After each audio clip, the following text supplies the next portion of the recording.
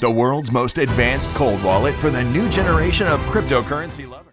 So if you are interested in buying this decent wallet, you can find a link in the description down below where you will get a 20% discount. Thank you very much, and let's dig in the video. What's up, XRP family? Thank you guys for joining the video for today. We have some interesting stuff to get to, so let's dig in. XRP is trading around 50 cents, is making a bull flag, is looking good, but let's see what we have here. The future of money. Imagine if we lived in a world where countries would have the transparency and guts to build their CBDC on a public ledger. Very interesting. Let's take a look what Warren Davidson is saying. The future of money is perhaps the most important policy debate going on in Western civilization. Professor Norloff, as you highlight, there are over 100 countries around the world studying central bank digital currencies.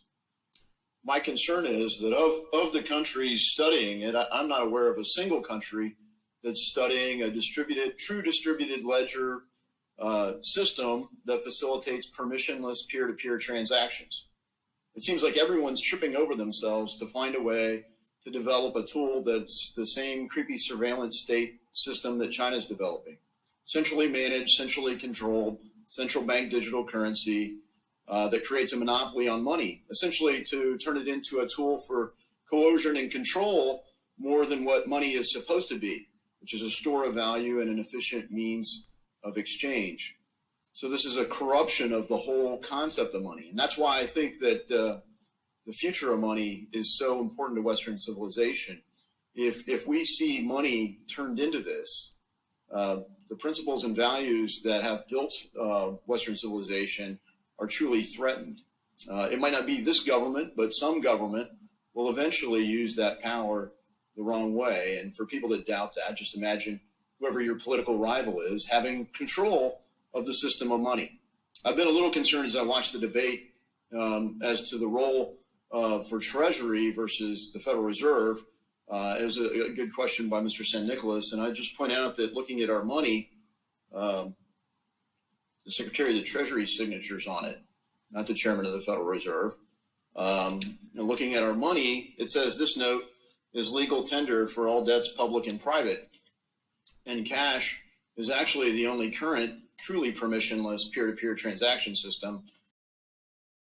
Interesting, guys. So this was an interesting thing by Warren Davidson. This is Congress. They're complimenting on the talks of distributed ledger technology. So here we have Gary Gensler. This is a very interesting interview, guys. Buckle up. I have the whole interview here. Let's see what he's saying. Crypto World interview September 23 talks all about Ripple, Ripple case, Ripple's future. Great interview, links down below. Let's take a look, guys. This is interesting. For almost 2 years, both sides have now asked a federal judge to make a call on whether XRP is indeed a security that falls under the purview of the SEC. My question to you is, why now, and why are you foregoing the right to go through a trial and present more evidence? Why are you so sure that everything is already out there? So trials are really reserved for like when there's a question of fact, and so juries and judges are like, what are the actual facts? In this case, the facts are pretty clear. The question is about the law, and we think the law is clear, and the law requires, and the statute as written by Congress, the law requires that there's an investment contract. That's step one. Before you even get to the Howey test, which is often talked about, you have to have a contract between two parties.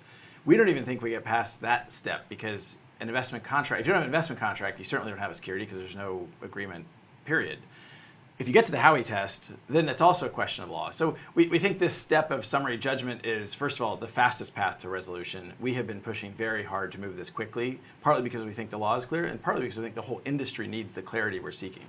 Yeah, and I definitely want to come back to the broader implications for the crypto industry. But on that point of an investment contract, the SEC has made the case in its motion that that there can be an investment contract without a contract, any rights granted to the purchaser and without any obligations to the issuer. What do you say to that?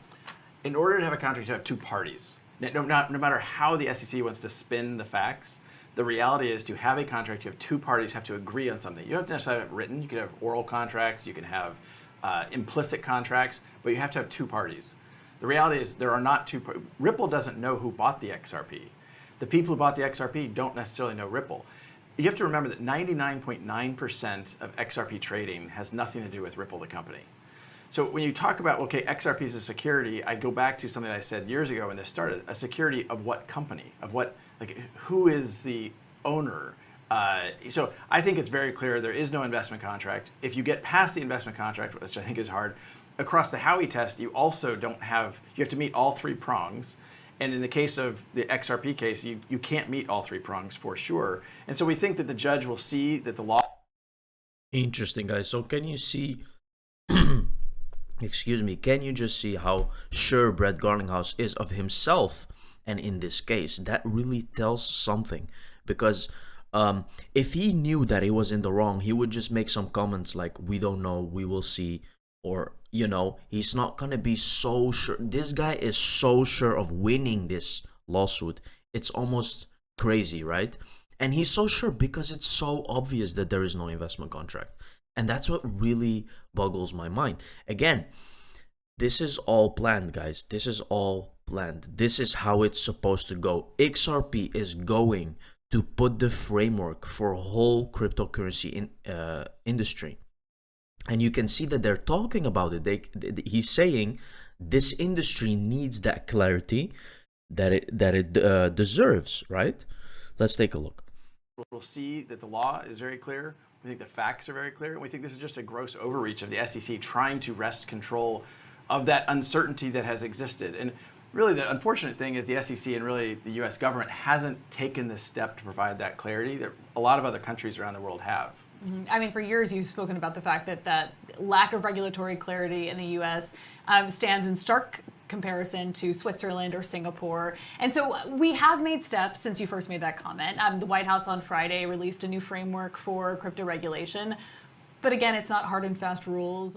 They released a new framework on crypto regulation. See how things are moving in synchronization with this lawsuit. Now let's stop this video. Let's go to this video. Look at this, guys. I think we will see a Ripple test in the future, and Congress gives the SEC power. The SEC can't just take it. Now, this is something that I have been saying from the beginning. Ripple, this is a new era. This is new money. There is going to be something similar to the Howey test. And how perfect is it that we are going to get a Ripple test? Something for whole digital assets to look up to, because it's not going to be easy for cryptocurrencies to be just approved, because if you look at the standards that Ripple puts out, it's not easy. XRP is very well developed with utility and rules and everything that you can think of. It's not just like every cryptocurrency is going to be approved because of Ripple or XRP. No, but they will have a framework. They will have kind of an example, and this is it, guys. Let's take a look what Brett Garlinghouse. Well, so I do think, as you say, I think it's a pretty bellwether case at this point. And we talked about, you know, the Howey test is this Orange Grove Supreme Court case from the 40s. You know, I think that the Ripple test may be what we look at in the future. And, you know, there are a lot of facts and circumstances that can be unique. But for Ripple and what the SEC is trying to do, I do think it's just the SEC trying to. Look how fast he's saying that, guys. Pay attention. Look how fast he's saying that. He's saying there may be a Ripple test in the future. This is not something you have to overlook. This is definitely going to happen. This is why this lawsuit is taking so long, right? You have to be sharp with these things. Let's take a look again. Is this Orange Grove Supreme Court case from the 40s? You know, I think that the Ripple test may be what we look at in the future. And, you know, there are a lot of facts. See, just a very quick spin. I think something that Ripple test is going to be something in the future. They already know this. They already know this. This is all planned, guys. Again, this is not some coincidence that all of this is happening, right? FAM commissioner is learning. She's very bright. And SEC Chair Garlinghouse says he doesn't comment on any specific project, yet he comments on Bitcoin, which is a project. So again, giving no opinion. Gary Gensler, of course. I would characterize the SEC as built a reputation as being a bully. Here he says we're going to be hiring 300 plus people this year, and we're trying to make half of those are outside the United States because of the lack of clarity. Interesting. Let's take a look at this. Kind of running amok, and it's really driving the competitiveness of the United States and hiring. You know, I mentioned earlier, we're going to hire roughly 300 plus people this year. We're trying to make sure more than half of those are outside the United States. That's partly because of this lack of certainty. That's not good for the U.S. So I think you're seeing more and more congressional leaders step forward. I think it's why you do now have a bill pending in the House. Now, if this is true, guys, if you saw my previous video, now this is something that may be the reason that the Fed wire, the USA, will start with doing cross-border payments with XRP actually later, because we saw in the Deutsche Bank paper that November is so key. November 2022 is where everything goes live, except for the United States. In the paper, it says literally that 2023, that United States will go live. This may be the reason, but I don't think so, guys. I think they're all working together. But let's take a look here. The volume at RippleNet grew 10x year on year through our core product called on-demand liquidity. We publicly shared that volume at RippleNet grew around 10x year on year through our core product called on-demand liquidity. And so I remain very optimistic about the future of Ripple. And I think once we get past this, accessing the public markets is, I think, the right next step to kind of growing our business. But we want to get through the SEC, provide that clarity, and get closure on the pending lawsuit. And last month there was a headline that Ripple is also potentially looking at buying some of the assets belonging to Celsius. Where does that stand, and are you at all considering buying the business outright?